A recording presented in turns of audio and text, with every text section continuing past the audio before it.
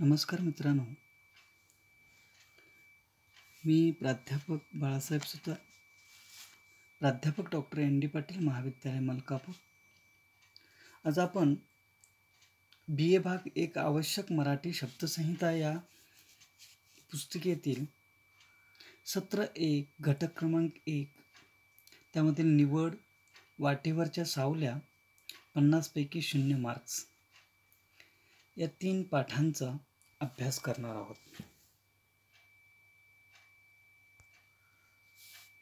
पहिला पाठ आपण अभ्यासणार आहोत तो म्हणजे निवड, यशवंतराव चव्हाण. या घटकातून आपणास विद्यार्थ्यांमध्ये मराठी भाषेविषयी अभिरुची निर्माण करणे, मराठी साहित्याचा परिचय करून देणे, सामाजिक बांधिलकीची नाते प्रस्थापित करणे, नातेसंबंधाची जोपासना करणे आणि उदात्त ध्येयाची जाणीव निर्माण करणे ही उद्दिष्टे या पाठातून आपण अभ्यासणार आहोत. यशवंतराव चव्हाणांची ओळख महाराष्ट्रातल्या माणसाला नाही हे शक्य होत नाही. आपण यशवंतराव चव्हाणांचा परिचय करून घेतोय. यशवंतराव बळवंतराव चव्हाण, जन्म 12 मार्च 1913 तर मृत्यू 25 नोव्हेंबर 1984. यशवंतराव चव्हाण हे महाराष्ट्र राज्याचे पहिले मुख्यमंत्री आणि महत्त्वाचे राष्ट्रीय नेते होते. सविनय कायदेभंग चळवळीत महात्मा गांधी यांच्याबरोबर त्यांचा कृतिशील सहभाग होता. 1942च्या छोडो भारत आंदोलनातही त्यांनी सक्रिय सहभाग घेतलेला होता. स्वातंत्र्यप्राप्तीनंतर संरक्षण मंत्री, गृहमंत्री, अर्थमंत्री आणि परराष्ट्र मंत्री अशी जबाबदारीची पदे त्यांनी भूषविली होती. कार्यक्षम मंत्री, उत्तम संसदपटू, उदारमतवादी नेते, वक्ते आणि लेखक म्हणूनही ते परिचित आहेत. कृष्णाकाठ हे त्यांचे आत्मचरित्र विलक्षण गाजलेले आहे. सह्याद्रीचे वारे आणि युगांतर या 2 संग्रहातून त्यांची विचारप्रवर्तक भाषणे प्रकाशित झाली आहेत.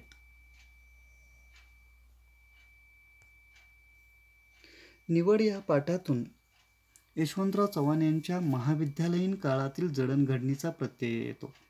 यशवंतराव चव्हाण त्यांच्या घरची आर्थिक परिस्थिती तशी बेताची होती, पण शिक्षण घेण्याची जिद्द मोठी होती.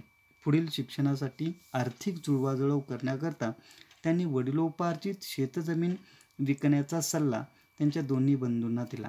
शेतातून उत्पन्नही फारसे मिळत नव्हते. विट्याला जाऊन त्यांनी जमिनीचे विक्रीखत केले. जमिनीच्या विक्रीतून आलेल्या पैशाचा विनियोग त्यांनी कायद्याच्या अभ्यासासाठी केला. कोल्हापूरशी यशवंतराव चव्हाण यांचे जिव्हाळ्याचे नाते होते. या शहराला स्वतःचे असे एक व्यक्तिमत्व आहे आणि या शहराने एकदम मनाची पकड घेतली की ती लवकर सुटत नाही अशी त्यांची धारणा होती. पुणे हे तेव्हाही एक महत्त्वाचे ऐतिहासिक आणि शैक्षणिक केंद्र होते. राजकीय आणि सांस्कृतिक चळवळी मोठ्या प्रमाणात या शहरात होत असत. या वातावरणामुळे यशवंतराव चव्हाण यांची सामाजिक जाण अधिक व्यापक होत गेली. यशवंतराव चव्हाण यांचे वाचन अभिजात दर्जाचे होते. वाचनाचे संस्कार त्यांच्यावर पुण्याच्या वातावरणाचा फार परिणाम झाला. पुण्याच्या हनुमान टेकडीच्या उतरणीवर असलेल्या लॉ कॉलेजची इमारत त्यांना खूप आवडायची. कॉलेजची अभ्यासिका पाहून तर ते चकितच झाले. शिकवणारे शिक्षकही लक्षात राहतील असे होते. त्यापैकी अनुभवाने समृद्ध, विषयावर आणि भाषेवर प्रभुत्व असलेले वकील ल. व. भोपटकर यशवंतरावांना खूप आवडायचे.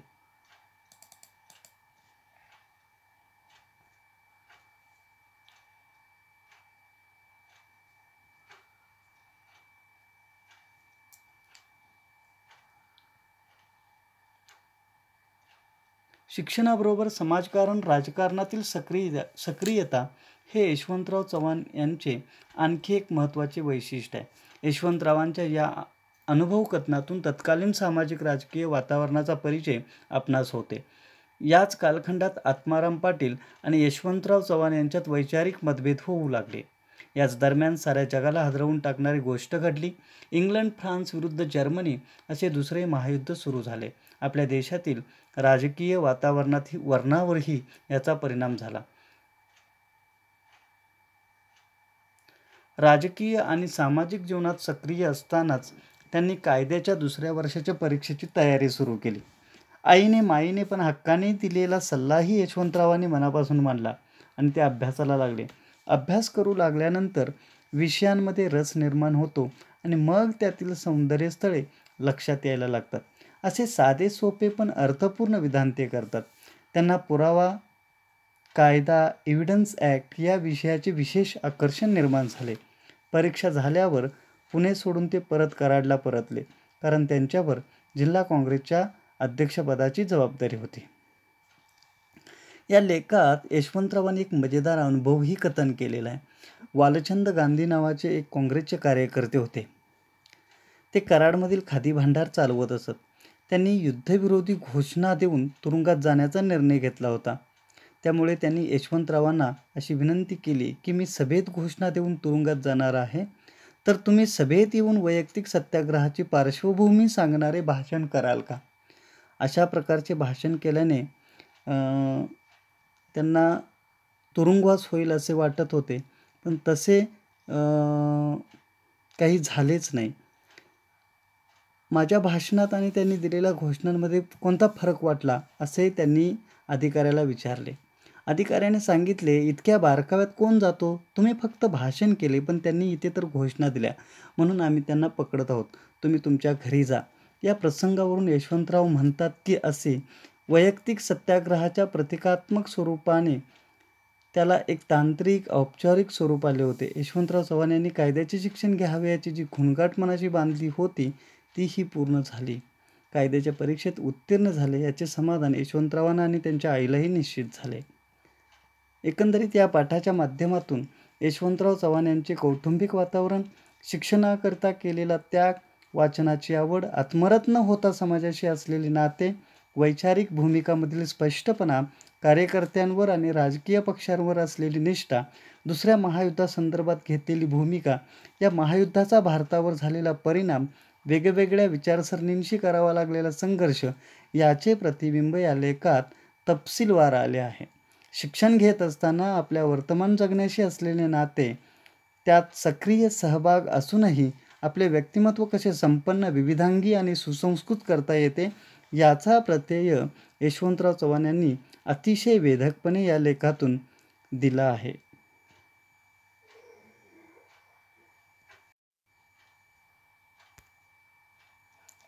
वाटेवरच्या सावल्या.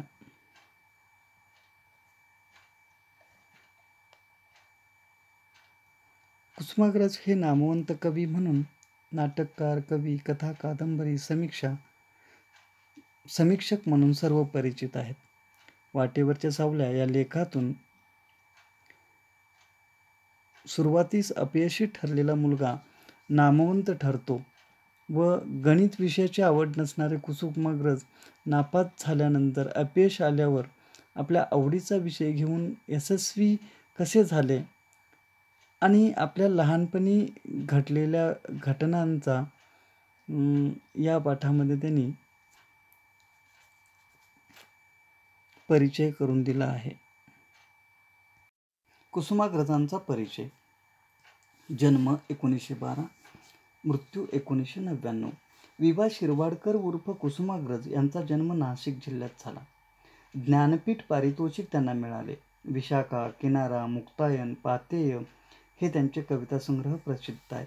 तसेच नटसम्राट, वीज म्हणाली धरतीला, दूरचे दिवे ही त्यांची नाटके प्रसिद्ध आहेत. वैष्णव, जान्हवी, कल्पनेच्या तीरावर या त्यांच्या कादंबऱ्या प्रसिद्ध आहेत. मडगाव येथे झालेल्या साहित्य संमेलनाचे अध्यक्षपद त्यांनी भूषवले. त्यांच्या अनेक कलाकृतींना मानसन्मान मिळाले आहेत. मराठी साहित्यातील ज्ञानपीठ पुरस्काराने त्यांना सन्मानित करण्यात आलेले आहे. वाटेवरच्या सावल्या या पाठामध्ये कुसुमाग्रजांचे शालेय जीवन चित्रित झाले आहे. नाशिकपासून 15-16 मैलावर पिंपळगाव या ठिकाणी कुसुमाग्रज आपल्या कुटुंबियासोबत राहत होते. त्यांचे 4थीपर्यंतचे शिक्षण मराठी शाळेत झाले. त्यानंतर पुढील शिक्षणासाठी त्यांना नाशिक येथे पाठवण्यात आले. यापूर्वी सुट्टीच्या निमित्ताने येणे-जाणे होत असे. आता शिक्षणासाठी तेथे त्यांना राहावयाचे होते. माध्यमिक सरकार हायस्कूलमध्ये त्यांचा प्रवेश झाला होता.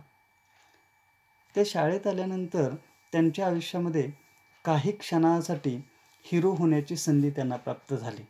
आऊट घटकेचा हिरो शाळेत असताना अचानक घडलेल्या एका प्रसंगामुळे काही वेळापुरती का होईना त्यांना हिरो होण्याची संधी प्राप्त झाली होती.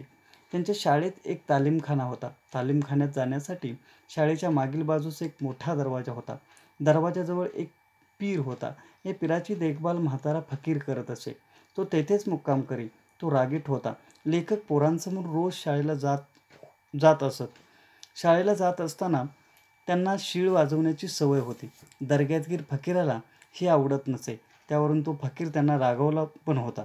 एकदा असे शीळ वाजवत जाताना फकीराने पाहिले व तो ओट्यावरून उडी मारून चुलीतील पेटते लाकूड घेऊन लेखकाच्या अंगावर धावत आला. 5-6 मिनिटं त्यांच्यात झटापट झाली. त्या झटापटीत लेखक यशस्वी झाला. हा संघर्ष शाळाभर पसरला. त्यामुळे शाळेतील सहकाऱ्यांना व शिक्षकांना त्यांचे कौतुक वाटले. कवितेची ओळख. मॅट्रिकच्या वर्गात जाण्यापूर्वी त्यांचे नवसाहित्याचे वाचन बऱ्यापैकी झाले होते. त्यांनी जे काही नवसाहित्य मिळे ते साहित्य ते वाचत गेले. हा आपटे, नाथमाधव, गडकरी, बालकवी यांचे साहित्य तसेच भारत गौरव ग्रंथमाला यातूनही साहित्यातील खरे मर्म काय हे जाणून घेण्याची संधी या पुस्तकाबरोबरच पुरोहित सरांमुळे मिळाल्याची ते नोंद करतात. क्रिकेट सामन्यांचे महत्त्व. शाळेमध्ये क्रिकेट या खेळाला अधिक महत्त्व होते. त्यामुळे हंगामाच्या दिवसात सरकारी विद्यालयांच्या मैदानावर क्रिकेटचे सामने होत असत. या क्रिकेटच्या सामन्यांमध्ये शाळेचे संघ देखील सहभागी होत. सरकारी शाळेतील प्रशस्त मैदानावर त्यावेळी दर शनिवारी रविवारी सामने होत असत. हे सामने पाहण्यासाठी गावातील अनेक लोक येत असत. प्रत्येक शाळेच्या संघाबरोबर कॉलेज, शिक्षक वर्ग, पोलीस यांचेही संघ येत असत. लेखकाच्या शाळेतील क्रिकेट खेळामुळे साहित्याचा पुरवठा व मैदान दूर असल्याने प्रगती झाली नव्हती. परिणामी आपण विजेतेपद मिळवले पाहिजे अशी जिद्द शाळेचे विद्यार्थी व शिक्षक यांच्यात झाली होती. तेव्हा सरकारी विद्यालयाकडे सिनियर आणि ज्युनियर सामन्यांची दोन्ही सील्ड होत्या. हे विजेतेपद लेखकाच्या शाळेला मिळवायचे होते. त्यामुळे शाळा सुटल्यावर मैदानावर जाणे आणि अंधार होईपर्यंत सराव करणे असा रोजचा लेखकाचा दिनक्रम चालू होता.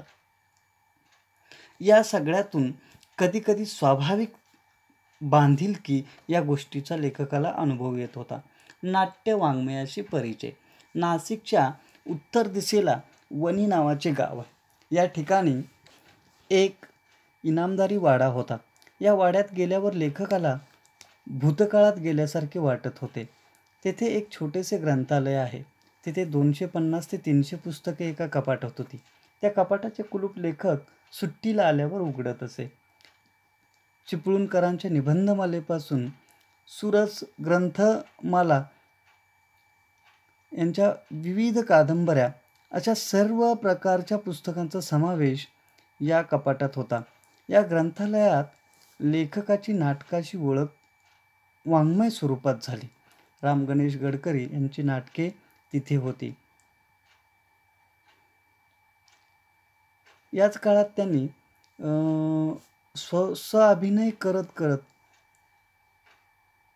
संभाजीची, सुधाकरची भाषणे लेखक उच्च स्वरात